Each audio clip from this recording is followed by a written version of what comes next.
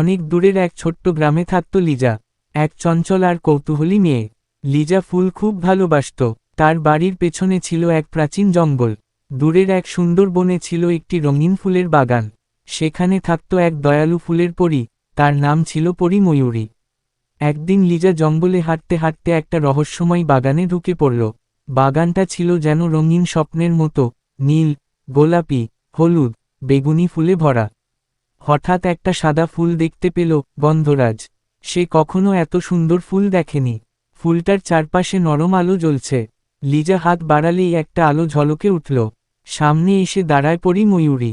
লিজা ভয় পেয়ে বলে, আমি কিছু করিনি, শুধু ফুলটা ছুঁতে গিয়েছিলাম।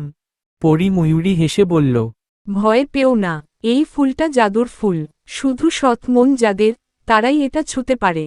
তুমি খুব ভালো মেয়ে, তুমি সত্যিকারের ফুলপ্রেমী। লিজা অবাক হয়ে তাকিয়ে রইল। পরী বললেন, এই বাগান আমি রক্ষা করি। এখানে প্রতিটি ফুল আমার বন্ধু। বনের এক কোণে থাকত এক দুষ্টু শিয়াল। সে সবসময় লোভে চোখ বন্ধ করে রাখত।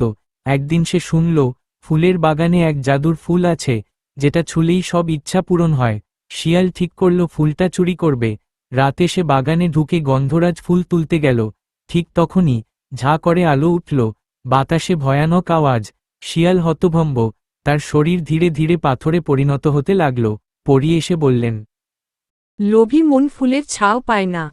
পরদিন সকালে হাতি মামা, বনের রাজা, এলেন ঘটনাস্থলে। তিনি সব শুনে বললেন, এই ফুল সততা আর ভালোবাসার প্রতীক। আমরা সবাই মিলে একে রক্ষা করব। তিনি শিয়ালকে শাস্তি দিয়ে বললেন, পাথর হয়ে থাকবে যতদিন না মন বদলাও।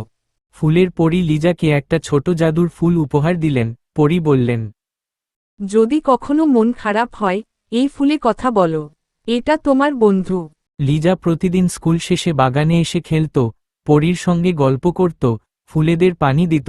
পরী একদিন বললেন, ফুলেরা আমাদের ভালোবাসে। আমরা যদি তাদের যত্ন করি, ওরাও আমাদের জীবন রাঙিয়ে দেয়।